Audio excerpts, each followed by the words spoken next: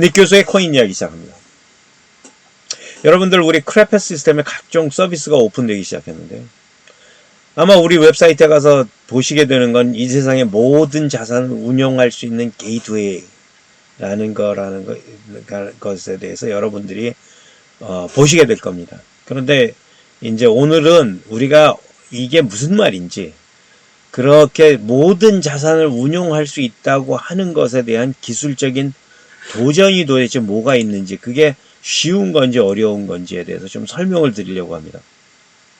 우리가 모든 자산이라고 할 때 요즘 유행하는 단어가 RWA라는 단어입니다. Real World Assets 이건데요. Real World Assets 이라고 얘기할 때 RWA 하고 얘기할 때 여러 가지 정의가 있습니다. 정의가 있는데 바이낸스, 코인게코 이런 데도 정의를 해놨는데 바이낸스 같은 데를 보면 RWA는 오프체인에 존재하는 것으로 디파이에서 이자 농사를 위한 재료로 사용되기 위해 토큰화하여 온체인에 올린 자산이다. 무슨 소리인지 여러분 아시겠습니까? 코인게코는 좀 더 복잡합니다. 전 코인게코는 여러분하고 읽지를 않겠습니다. 그런데 저는 어떻게 얘기하냐면 RWA는 모든 것입니다. 가치를 가진 모든 것을 지칭한다고 저는 정의를 합니다. 이 뜻은 무엇이냐면 바이낸스하고 코인게코는 크립토에 있는 자산들은 좀 분리를 하고 우리가 전통 자산 시장에 있는 그런 자산들만 대상으로 이야기를 하려고 그러니까 이야기가 복잡해졌습니다. 그런데 저는 그렇게 생각 안 하고 이 사람들이 정의하는 대로 안 하고 그냥 가치가 있는 건 다 리얼월드 자산이야 이러고선 얘기를 하고 싶습니다. 뭐냐면은 우리 크립토 시장에 있는 자산도 또 토큰화의 과정을 또 거치면은 또 다른 리얼월드 에셋이 돼서 또 다른 토큰으로 사용될 수 있다. 요런 것들에 대한 그 내용이 있기 때문에 여러분들이 지금은 이해하시기 어려울 수 있어도 그런 내용까지도 우리가 포함할 수 있어야 된다고 생각을 하는 그런 철학적인 기반에서 제 정의는 정의를 이렇게 내린 겁니다. 자, 그런데 토크니즈 RWA가 왜 중요한가요? RWA 토큰화라는 건 도대체 왜 하고 있나요? 하면은 여러분들한테 이게 왜 Real World Assets라는 게 우리 단어로는 All the Assets on Earth입니다. 근데 이제 세상에 지구상에 존재하는 모든 자산 그게 우리가 캐치프레이즈로 내선 건데 요즘 유행하는 단어는 Real World Assets 그거더라고요. 오케이, Real World Assets. 하지만 우리는 All the Assets on Earth를 우리가 딜을 하는 사람들이니까 그게 그겁니다. 근데 어쨌거나 전체적으로 보면은 이제 맥락은 정의의 문제인 거죠. 근데 RWA 타입 의 유형은 뭐가 있나요? Real World Assets의 유형은 뭐가 있나요? 금융상품으로 보면 주식, 채권, 선물, 옵션, 현물로 보면은 현물 이런 게 있는 거고 부동산, 지적재산권, 법정화폐 여러분 잘 아시다시피 그림, 음악 이런 것도 음악 저작권 이런 것도 다 밸류가 있기 때문에 RWA로 분류가 되어야 되는 거죠. 그렇다 그러면 RWA가 리얼 월드 에셋이 있으면 이걸 토큰화해서 크립토 시장으로 크립토버스로 가지고 오면 어떤 이점이 있을까요? 우리가 여러 개가 있습니다. 유동화가 가능하다든지 분산화, 부의 분산화가 가능하다든지 아니면 자산의 분산화. 요거 조금 설명을 하고 넘어가야 되겠습니다. 우리가 1000억짜리 자산이 청담동에 있습니다. 아니면 여의도에 있습니다. 1000억짜리 빌딩이 있습니다. 리얼 에스테이트 부동산이 있습니다. 그렇다 그러면은 여러분들이 부동산에 1000억짜리 투자하는 것도 쉽지 않겠지만 그걸 팔아서 그걸 유동화하기도 쉽지 않습니다. 자산화하기도 다시 쉽지 않습니다. 그래서 부동산 자산이 어려운 거죠. 그런 큰 자산들은 어렵습니다. 투자도 어렵고. 그런데 여러분들 저기를 만들면은 1000억짜리 자산이라고 하더라도 10만원짜리 토큰으로 만들어서 그 토큰을 100만 개를 만들어서 팔기 시작한다 그러면은 토큰화가 되는 거죠. 또 토큰 증권의 형태든지 증권 토큰의 형태든지 저건 토큰화된 증권 토큰화를 거치면은 10만원짜리 그냥 팔면은 됩니다. 1000억짜리를 살 수 있는 한 사람한테 파는 거보다는 10만원짜리 100만 명한테 파는 게 더 쉬울지 모르겠습니다. 저는 10만원짜리 사고 싶은 사람들 100만 개를 만들어서 파는 게 훨씬 더 쉽다고 생각하고요. 또 하나는 글로벌하게 파는 게 가능합니다. 그래서 그 글로벌하게 팔아가지고 내가 그 여의도에 있는 트럼프 빌딩인데 트럼프 빌딩 내가 1000억인지 뭐 1조인지 사갖고 10만원짜리 토큰으로 만들어서 팔았습니다. 팔 때 우리가 한국에 온다면 파는 게 아니고 전 세계에다 팔 수 있죠. 물론 이제 여러 가지 법률적인 문제는 또 다른 문제입니다. 그래 놓고 글로벌 접근성을 우리가 제공을 할 수 있다는 거고요. 더 좋은 거는 프로그램화를 해서 자동화를 할 수 있다는 거예요. 그렇게 되면은 굉장히 그 관리 자체가, 자산의 관리 자체가 굉장히 쉬워지죠. 또 다른 점은 실제 자산이 어떻게 누가 어떤 식으로 그 트레이딩이 되고 있는지 토큰화를 해놓으면은 굉장히 쉽게 그 자산의 흐름을 볼 수가 있어집니다. 투명화가 됩니다. 그 다음에 더 좋은 거는 중개인이 없어집니다. 그런 토큰화의 이점이 있습니다. 그래서 이게 이제 부동산에 관한 적일 수 있고요. 여러 가지 트레드파이라는 건 이제 그 전통 금융에서의 이제 전통 금융에서 어떻게 투자가 일어나나, 투자자가 있어서 펀드를 조성하고 그 펀드에 뱅크가 개입을 하고 또 클리어링 하우스가 그 청산하는 그 청산소가 개입이 돼서 나중에 자산에 대해서 투자를 하고 그 자산을 다시 반대 과정을 거쳐서 다시 돈으로 돌려오는 유동화를 하는 그런 과정이 그 지금까지 전통 금융에서는 기본적인 프로세스였단 말이죠. 그런데 그것들이 다 없어지면서 중간자들이 없어지면서 중간 매개인들이 없어지면서 그냥 직접적으로 어떤 전통 금융이 아닌 크립토 금융에서는 DeFi라 Decentralized Finance를 얘기하는 겁니다. 저기서는 그 크립토 금융에서는 그런 중간자들이 다 없어지면서 굉장히 최소한의 비용만 가지고 제공을 할 수 있게 되더라. 이렇게 되는 거죠. 그렇게 해갖고 토큰화의 장점은 굉장히 쉽게 빠르게 중간자의 개입 없이 저기가 된다는 거죠. 트레이딩이 되고 유동화가 된다는 거죠. 그렇다 그러면은 이 리얼 월드 에셋이 있어서 그 토큰화를 어떻게 거치길래 이렇게 쉽게 가능한지에 대해서 한번 우리가 생각을 해보겠습니다. 리얼 월드 에셋이 있어가지고 리얼 월드 에셋이 하우스라고 따져보죠. 우리 빌딩입니다. 빌딩 아까 1000억짜리 빌딩인데. 그렇다 그러면은 이 자산이 어떤 리얼 월드 에셋이 있어갖고 그걸 토큰화를 하고 싶으면 어떻게 해야 되냐면 오프체인에 있는 걸 어떤 정형화를 거쳐야 됩니다. 그래서 정형화를 하면은 자산의 가치나 소유주 관계, 소유주의 표시는 어떻게 해야 될지, 그리고 관련 재산, 그 권한, 소유주의 권한, 이런 것들을 보호하는 법적 절차, 이런 것들에 대한 기준이 확실하게 제공이 돼야 돼요. 그렇죠?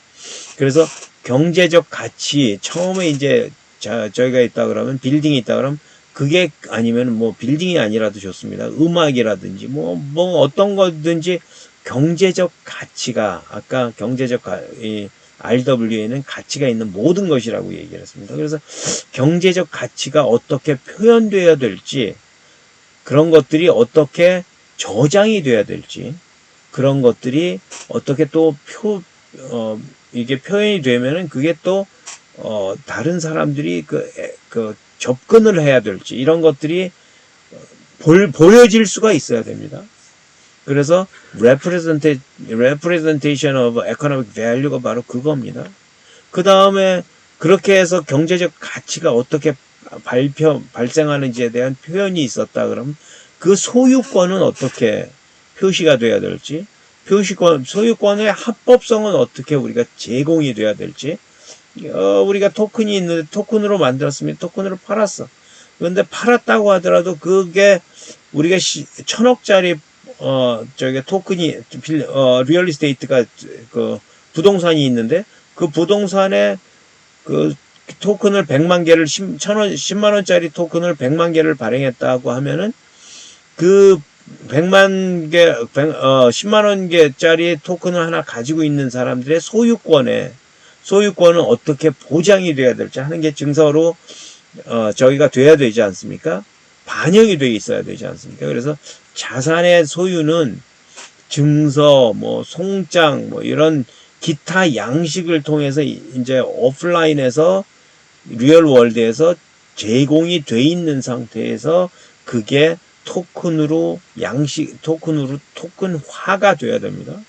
또 그것뿐만이 아니고 내가 어떤 그 부동산이 있다고 그래서 그것에 10만 원짜리를 100만 개 발행을 한다고 그래서 그게 소유권이 제공이 되고 안 되고는 또 딴 얘기죠. 법적으로 그게 지원이 돼야 되는 거죠. 그래서 법적인 어떤 리걸 베킹이 있어야 되는 거죠. 그래서 명확한 자산이 소유와 관련된 어떤 법적인 그런 것들의 결과 아니면 법적인 권한 이런 집행 뭐 분쟁 해결 이런 것들이 법적인 절차까지도 저기가 정확하게 정형화가 돼 있어야 되는 거죠.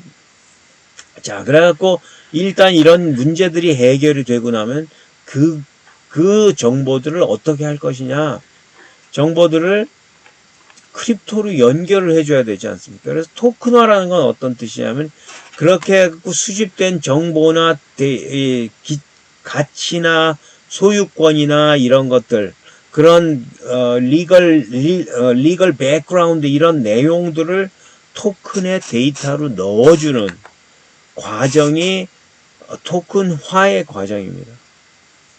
그래서 그런 것들이 또 만들어지면은 그런 토큰화가 만들어지면 그 레귤레이션이나 그런 기술을 어떻게 해서 거기다 넣어줄 것이냐 하는 것들이 이제 레그테크죠.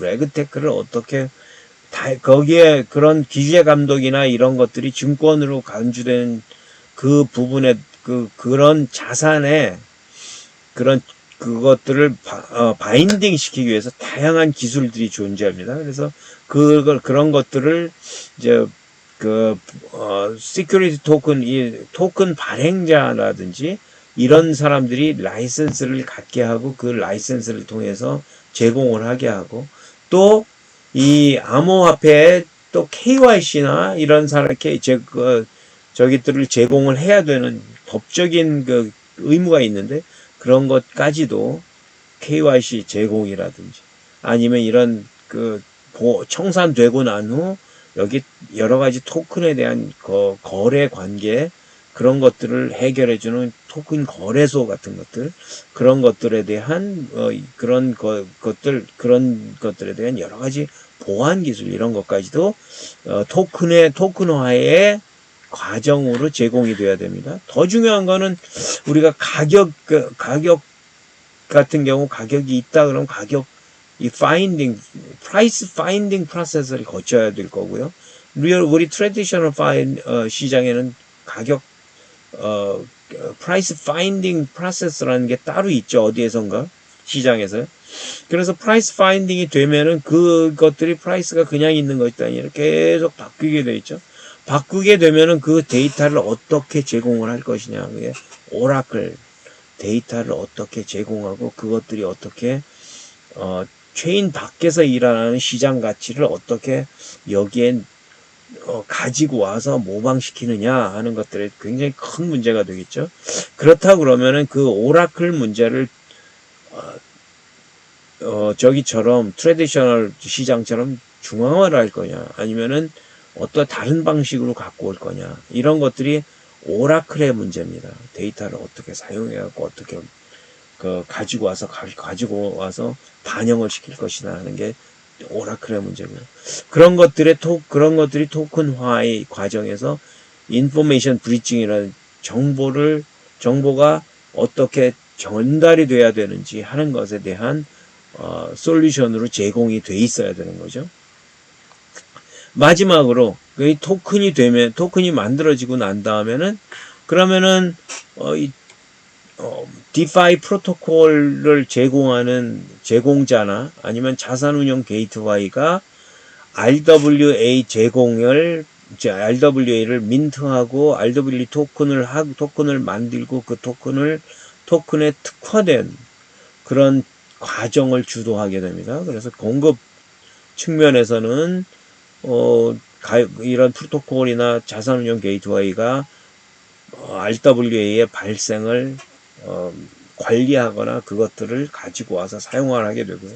수요 측면에서도 이들 그 서비스 회사들이 RWA에 대한 기회를 제공하고 그 고객들한테 그 수요를 촉진합니다. 마케팅이나 이런 것 통해서 이렇게 함으로써 RWA에 특화된 대부분의 프로토콜이나 자산운용 게이트웨이가 이 새로운 RWA 발생의 시작 전부터 최종 제품의 거래장으로 많은 경우 동시에 기능하게 됩니다. 저희 게이트웨이 같은 경우는 좀 다르게 기능을 합니다. 우리는 어떤 프로토콜이 있어서 자산을 만들거나 하더라도 토큰화된 자산이 있으면 그 토큰화된 자산을 가져다가 사용하는 것에 오히려 더 집중하게 될 것 같습니다. 자, 그 다음에 예컨대 이제 실제 예시를 보면은 우리가 RWA로 변환하는 것, 이제 예를 들어 리얼티라는 부동산 소유의 미국 부동산 소유 분할가 부동산 그 주식회사가 이 리얼티가 이제 그 부동산 게이트웨이 부동산 특화된 디파이죠. 여기서는 부동산 소유를 분할 소유하는 것을 중심으로 해서 디파이로 시장을 만드는 플랫폼입니다. 저기는 디파이 기법을 이용해서 시장을 만들어 나가는 플랫폼인데요. 리얼티의 그 투자자는 부동산 투자에 노출될 수 있고 전체 소유권을 갖지 않고도 가능해지는 거죠. 부동산 소유는 자신의 속성에 대한 소유권의 일부를 판매하고, 예컨대 제가 1000억짜리 빌딩이 있는데 그 중에 10분의 1만 팔 수도 있어요. 그러니까 10만원짜리 100만 개가 아니고 10만원짜리 10분의 1이다 그러면은 10만 개만 팔아도 된다는 거죠. 그러면 내 1000억 중에서 100억을 조달해 갖고 내가 사용할 수 있게 되는 거죠.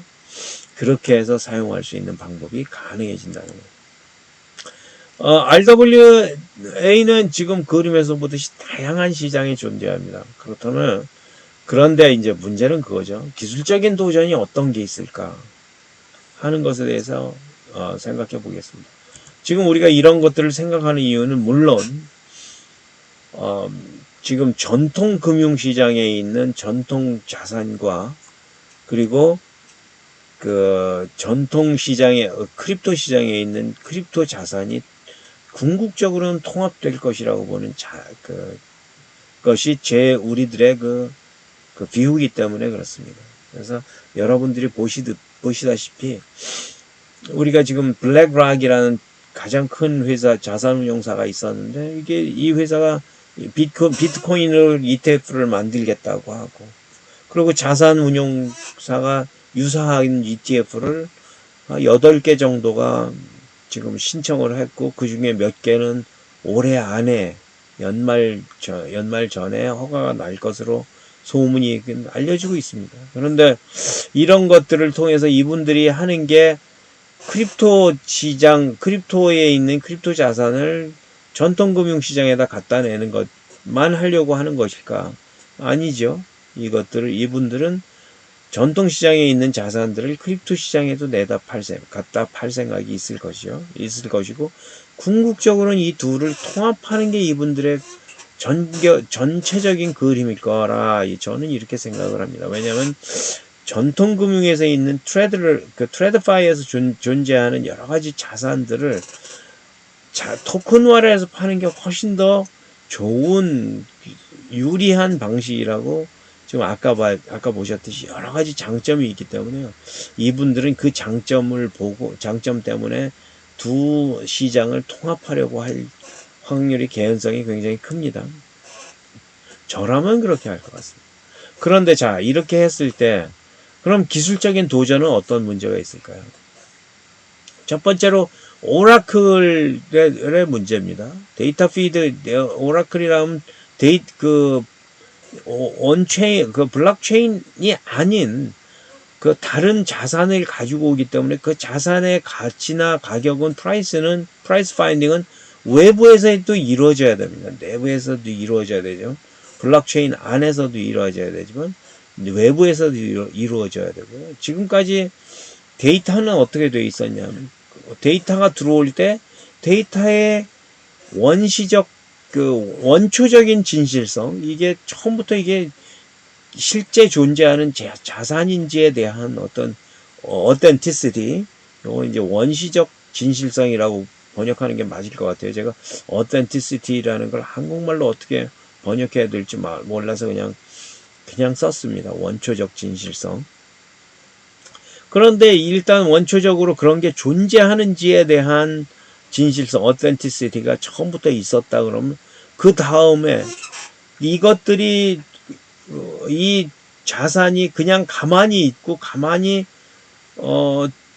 존재하고 이 가치가 그대로 존재하는지, 혹은 두부가 있었으면 두부가 가치가 있는 두부였어요. 두부였는데 이틀이 지나서 쉬었어. 그러면 그게 같은 가치를 가질까요? 가치가 존재하는 그 가치의 지속적인 진실성, 이게 veracity, 이런 것들에 대해서 우리는 누군가가 데이터로 제공을 해줘야 되고요. 거기다가 또 신뢰성, 이 데이터가 실제로 중간에 저기서부터 여기까지 올 때 중간에 누가 스머치를 하거나 누군가가 건드렸어. 이런 것들을 누군가가 어떻게 제공을 할 건데, 그 데이터 소스에 대한 신뢰성, 이런 것뿐만이 아니고 중간에 어떤 데이터에 대한 그 믿음, 이런 것들을 어떻게 우리가 제공을 할 건데 굉장히 어려워지죠. 거기다가 이 중앙화를 할 거냐 탈중앙화를 할 거냐, 데이터를 받을 때 체인링크라는 게 제일 큰 회사인데요. 체인링크는 그나마 탈중앙화를 많이 해놨지만 제일 간단한 건 체인링크를 데이터 받는 거란 말이죠. 그런데 비싸지만 우리가 또 다른 방법은 코스피 데이터 같은 경우는 코스피에서 직접 받는 게 더 좋을 수 있어. 어떤 게 좋으냐 말이죠. 그런 것들에 대한, 그러고 코스피 데이터를 받았을 때 그 중간에 받아서 우리가 받을 때 정말 릴라이블한 데이터를 항상 24시간 받아올 수 있는 거야. 이런 것들에 대한 여러 가지 어려움이 있죠. 거기다 퍼포먼스는 어떻게 하는 거야. 데이터를 얼마나 빨리 얼마나 많이 받아야 되는 거야. 되게 어려운 문제죠. 거기다가 프라이버시 문제는 어떻게 해결을 하는 거야. 오너십이 있으면 우리 데이터에 대한 오너십을 제공을 한다 그러면 오너십 자체가 프로텍션이 돼야 되는 거잖아요. 여러 가지 기술적인 문제가 있습니다. 여러분들 이 그림을 하나 보셔야 돼요. 이 그림을 볼 때, 제가 블록체인 에코시스템을 볼 때 항상 이게 문제가 되는 건 블록체인 자체가 서로 블락이 돼 있어요. 블락이란 말을 이때 쓰면 곤란하지만 저건 프래그먼트 돼 있다고 얘기합니다. 파편화되어 있습니다. 블록체인 자체가 카다노에 있는 자산이 사실은 BTC에서 사용을 할 수가 없고, BTC에 있는 걸 솔라나나 아니면 카다노에 있는 것들을 이더리움에 사용하기가 어렵습니다. 브릿지라는 기술을 우리가 사용을 해야 되는데, 블록체인도 파편화되어 있는데 지금 이 외부에 있는 자산이 여기 들어와갖고 우리가 여기 스탁 데이터를 갖고 스탁을 자산을 확보를 해갖고 기초자산으로 만들어서 그 기초자산을 이더리움에 넣었다 그러면 그 이더리움에 넣었다고 하더라도 이더리움이 아니고, 사실은 여러분들 생각해 보시면은 BTC에 있는 자산으로도 사용될 수가 있어야 되는 거예요. 여기가 블록체인 간의 커뮤니케이션 자체가 투명화되고 같은 네트워크의 자산처럼 제공이 되고 생각이 돼야 되는 겁니다. 그런 게 굉장히 큰 도전이 됩니다. 지금 이 기술적인 문제, 체인의 파편화 문제인데요. 체인의 파편화 중에 제일 어려운 기술은 어떤 자산 A, B, C가 이더리움 네트워크에 있고 DEF가 솔라나 이 체인에 있어갖고 두 개를 사용한 스마트 계약서를 내가 짰습니다. 스마트 계약서를 짰으면은 그대로 돌아가야 된다는 거죠. 지금은 그렇게 안 되고 있죠. 그래서 스마트 계약서 자체를 자산을 포터블하게 만들어 놓는 게 아니고 스마트 계약서 자체를 포터블하게 만들어서 내가 여기서 스마트 계약서를 돌릴 때 내가 맞은편에 다른 반대편에 내가 스마트 계약서를 만들어서 솔라나에서 돌리고 있을 때 맞은편에 이더리움의 자산을 살 때 그 이더리움의 자산 DEF가 그 자산의 DEF의 상태와 그런 것들을 내가 여기서 컨트롤해서 스마트 컨트랙터 안에서 스마트 컨트랙터를 포터블하게 돌려가지고 그 스마트 컨트랙터 포터블이 다시 나한테 돌아와야 된다는 거예요. 이런 것들이 가능하냐는 거죠. 정말 어려운 게 이런 체인 간의 인터네트처럼요. 네트가 여러 개 있어서 처음에는 여러분들 기억나실지 모르지만 네트워크가 여러 개 있어서 서로 1980년대 전까지는 네트워크가 여러 개 있어서 서로 커뮤니케이션이 되지 않았습니다. IBM은 IBM 네트워크를 사용했고요. 그때는 디지털이라는 회사가 있었는데 디지털은 디지털 네트워크를 썼고 어딘 유닉스는 유닉스 네트워크를 썼고 뭐 자기네들끼리 네트워크를 만들어서 그냥 썼습니다. 그러다가 TCP IP라는 게 만들어면서 인터네트가 생겼습니다. 그래서 인터네트가 뭐냐면은 우리가 다른 건 모르겠는데 IP 주소만 줘. IP 프로토콜을 사용해줘. 그 IP 프로토콜을 사용해주면 나는 뒤에 니네들이 뭐 하는지 네트워크에서 뭐 하는지 모르겠지만 그걸 통해서 내가 데이터를 주고받을 수 있게 해줄게. 그게 인터네트입니다. 네트가 그래서 연결되면서 우리가 인터네트가 좋아진 거는 그 뒤에서 뭐가 돌아가는지 우리는 알 필요가 없다는 거죠. 뭐가 돌아가는지 알 리도 없고 알 수도 없고 일반 유저들이 알 필요도 없는 것들이 되는 거죠. 그래서 인터네트가 그래서 생겼는데 우리가 정말 필요한 건 체인이 생겨야 된다는 거예요. 혹은 크로스 체인이 서로 작동할 수 있게 만들어져야 된다는 거죠. 그래서 어떤 자산이 있으면 내가 ABC 자산이 솔라나에 1000개가 있는데 그 1000개를 내가 다른 건 모르겠는데 1000개를 이더리움 어떻게 도는지 모르겠는데 이더리움에 있는 스마트 컨트랙트에서 돌아갈 수 있게 만들어 줘야 되고 그걸 브릿지해서 넘겨줄 수 있어야 된다는 거죠. 일반 유저들이 모르게. 또 하나는 애텀셀이라는 건 어떤 거냐면은 내가 내 그 스마트 계약서에서 어떤 트랜잭션이 일어났다 그러면 그 트랜잭션이 ABC가 이더리움에 있고 DEF가 솔라나에 있다고 하더라도 그게 돌아갔을 때 양쪽으로 돌아갔을 때 양쪽에서 다 성공을 했을 때 성공이 돼야 되는 거고요. 양쪽 중에 하나라도 실패를 하면 실패가 돼야 된다는 게 애텀시티라는 적입니다. 속성입니다. 그런 속성을 가져야 되는데 그걸 우리가 인터체인에서 그걸 만들어 줄 수가 있느냐? 아니면 어떤 저희가 있어가지고 스마트 계약서가 있어갖고 스마트 계약서를 서로 컴포징을 해갖고 서로 사용할 수 있게 만들어 줄 수 있는 거예요. 이런 것들이 물론 인터체인 간에서 얘기하는 거죠. 그런 것들을 우리가 제공을 할 수 있느냐 이런 거죠. 굉장히 어려워지는 거죠. 내용 자체가.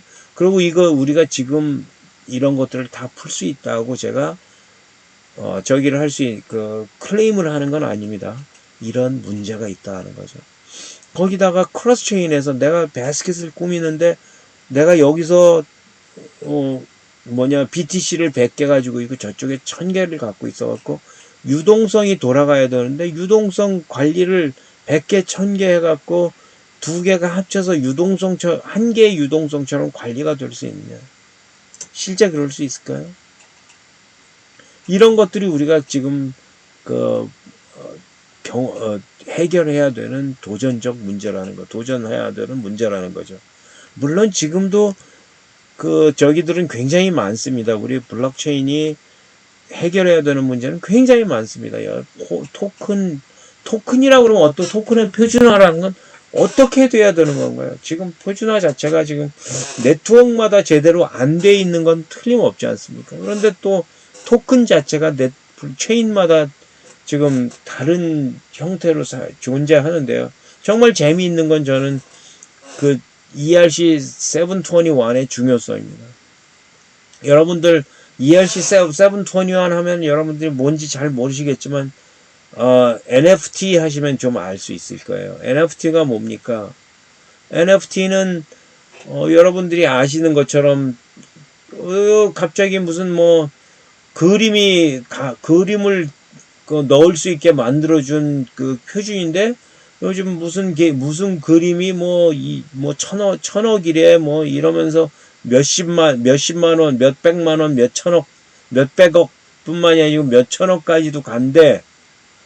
이런 하이프를 만들어낸 기준되는 표준이 ERC-721입니다. 그런데 ERC-721이 여러분들은 그런 하이프를 기억할지 몰라도 펀저블 토큰 만드는데 사용된다는 것 때문에 NFT 만드는 것 때문에 중요하다고 재밌는 중요한 기술이라고 생각하실지 몰라도 사실은 블록체인 한 사람들한테 가장 중요한 기술이 721이 무엇을 제공했냐면 ERC-20 같은 경우는 데이터가 들어갈 저희가 제공이 되지 않았습니다.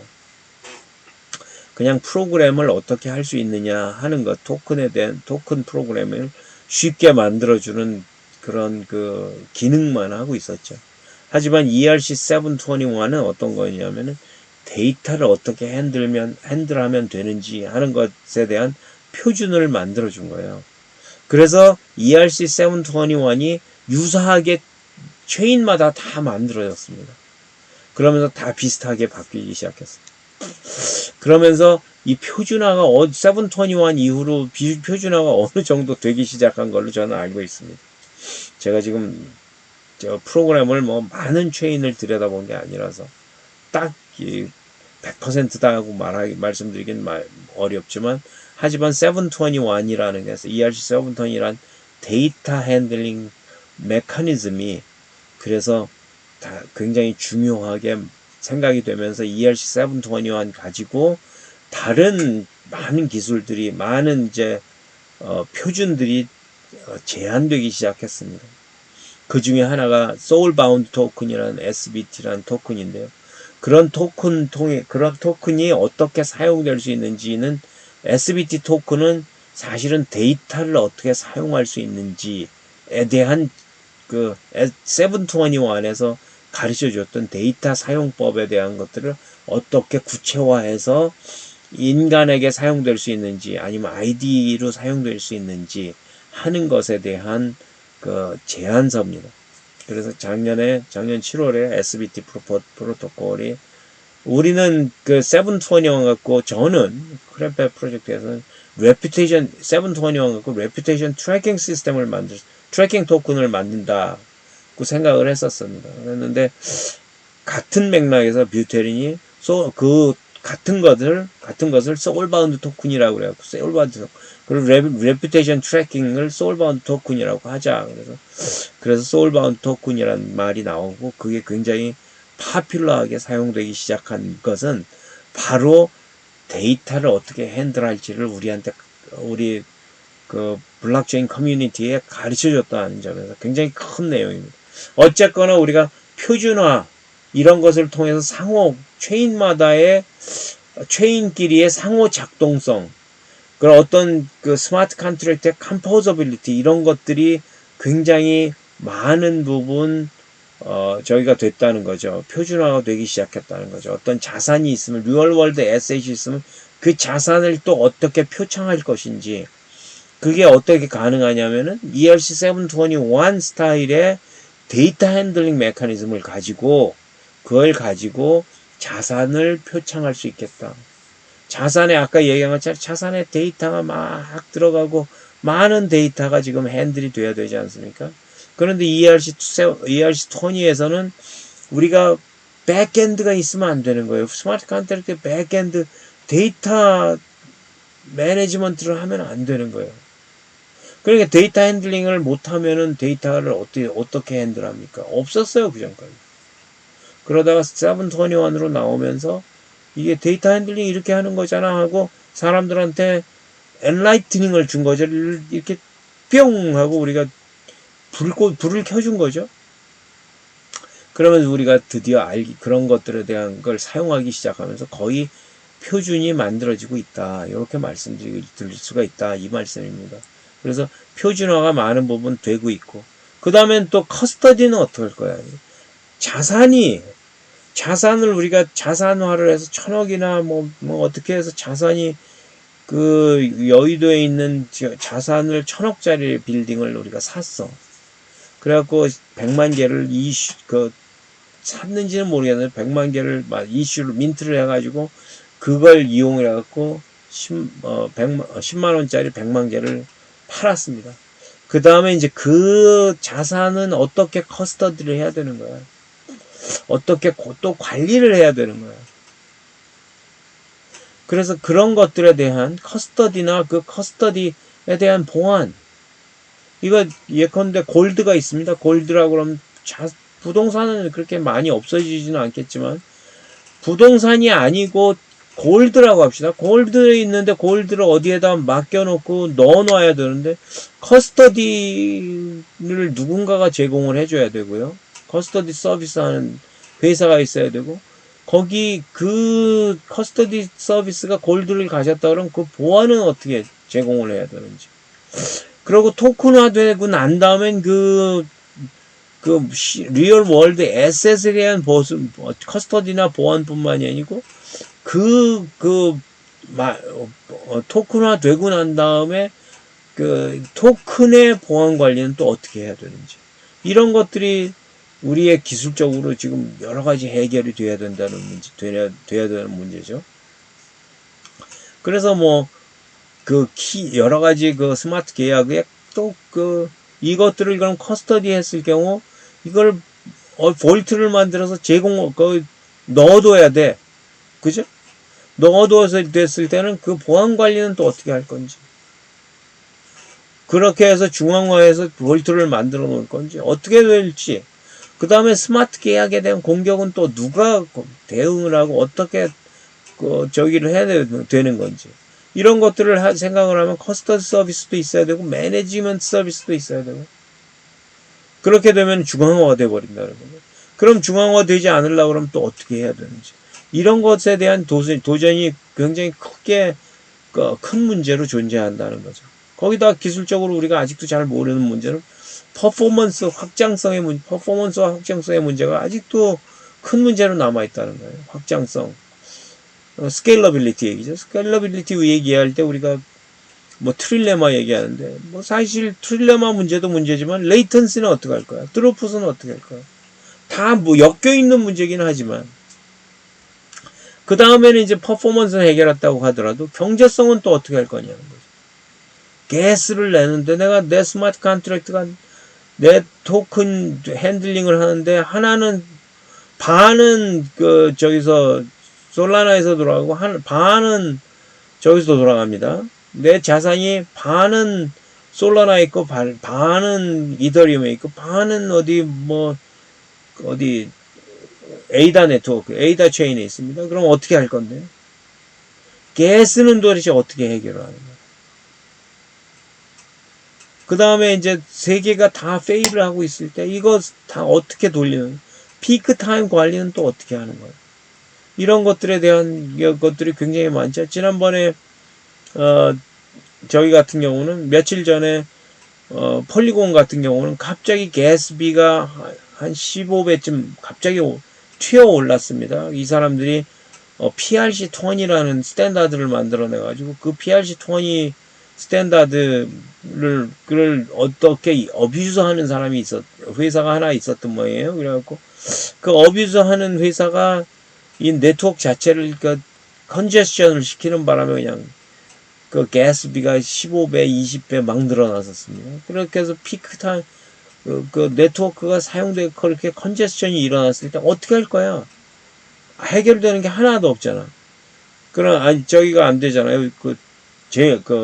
페일을 계속 하고 있을 거 아니에요? 그런 것들은 어떻게 해결해야 되는 거야? 우리가 지금 인터체인이라고 하면서 실제로 스마트 컨트랙트 돌아간다 그러면서 전혀 스마트하지 않게 그냥 계속해서 페일해버릴 경우 어떻게 할 거야? 이런 게 아직도 문제로 남아있다는 거죠. 그럼에도 불구하고 우리 크레페는 이 세상의 모든 에셋을 이 세상의 모든 존재하는 모든 에셋을 매니지할 수 있게 만들어주는 그런 게이트웨이다. 이렇게 말씀을 드리는 거죠. 그래서 우리는 이런 에셋들이 만들어지면 여기 에셋들이 리스트업이 쭉 됩니다. 그래서 클릭 해가지고 인덱스를 만들어서 자기가 바스켓으로 만들어서 투자를 할 수 있게 만들어줍니다. 다행히도 우리가 멀티 체인으로 넘어갈 때 우리가 자산이 여러 체인에 존재할 때 다행하게도 최근에 CCIP라는 프로토콜이 지금 제한이 되어 있습니다. 그래서 이 CCIP가 기술이 머처되기를 우리는 고대하고 있습니다. 학수고대하고 있습니다. 이게 머처되는 순간 우리는 멀티 체인 간에 존재하는 자산들을 바스켓으로, 여기 우리가 자산들을 바스켓으로 구성하고 그걸 투자의 기초 자산을 확보해서 그걸 가지고 우리가 투자 전략을 만들고 투자 게이트웨이를 만들겠다 하는 게 우리의 비전이었습니다. 그랬는데 CCIP라는 걸 만들어 갖고 이런 것들을 제공하는 회사가 생겼습니다. 다행히도 이 CCIP는 저는 어떻게 생각하냐면 그게 TCP/IP처럼 인터넷의 기반 기술이 되는 게 CCIP입니다. 그래서 CCIP 갖고 여러 회사가 서로 이제 자기네들 그 기술을 쓰게 만들려고 굉장히 많이 노력을 할 거고, 그 와중에 기술이 머처되고 커머더타이즈 되고 그럴 걸로 저는 생각을 합니다. 그래서 저희들은 지금 일단 체인링크가 가장 선두에 섰기 때문에 이 사람들을 기다리고 있습니다. 그래서 이렇게 CCIP를 제공을 하려고 하니까 우리는 어떻게 해야 되냐? 우리가 준비하는 건 블록체인, 우리의 자산이 어디에 있는지 우리 유저가 알 수 없도록, 그래서 블록체인 애그노스틱하게 우리는 설계를 했습니다. 그래서 실제로 우리는 돌아가는 그 네트워크 체인이 폴리곤이다. 혹은 최근에는 우리가 다른 데도 들여다보곤이 있습니다만, 저건 폴리곤이다 하면은 유저들은 폴리곤에 내 자산이 폴리곤에 있는지 아니면은 솔라나에 있는지 이더리움에 있는지 알 필요가 없다는 거죠. 단지 이 사람들이 알아야 되는 건 그냥 우리 크레페 플랫폼에 와서 게이트웨이를 사용해 갖고 그 언더라인 체인에 대해서 얘기하는 게 아니고 언더라인 에셋을 사용해 갖고 그 바스켓을 어떻게 구성하고 투자가 어떻게 일어나는지에 대해서만 집중하면 되는 거죠. 그래서 우리는 블록체인 독립적입니다. 블록체인 독립적이라는 말을 블록체인 애그노스틱하다고 말을 합니다. 그런데 이제 더 좋은 거는 우리는 또 가스리스입니다. 가스리스라는 것도 어떻게 생각하시면 되냐면 가스 낼 필요가 없습니다. 거꾸로 얘기하면 가스는 딴 데서 띱니다. 가스를 낼 필요가 없다고 말씀드리지는 그런 것 약간의 문제는 있습니다. 왜냐하면은 가스를 내기는 냅니다.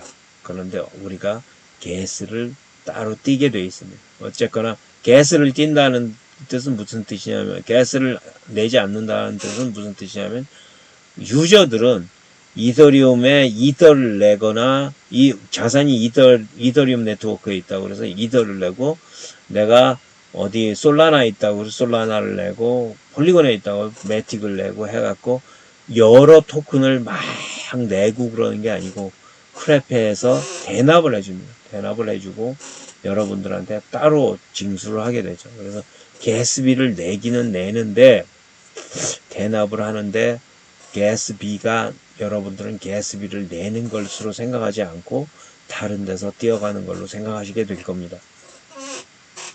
그거는 토큰 증권법하고도 좀 관계가 있습니다. 토큰 증권법에는 가스를 내지 않게 돼 있는 것처럼 돼 있어. 가스비를 내지 않는 게 토큰 증권의 형태여야 된다고 가이드라인이 나온 걸로 알고 있습니다. 그런데 우리는 우리처럼 만들면 가스를 안 내는 거죠. 물론 다른 데서 뗍니다. 뭐 근데 다르고 다르고 많은 분들이 말씀을 하실 수는 있지만 규제가 그렇게 만들어졌다 그러면 우리처럼 맞출 수는 있다는 거죠.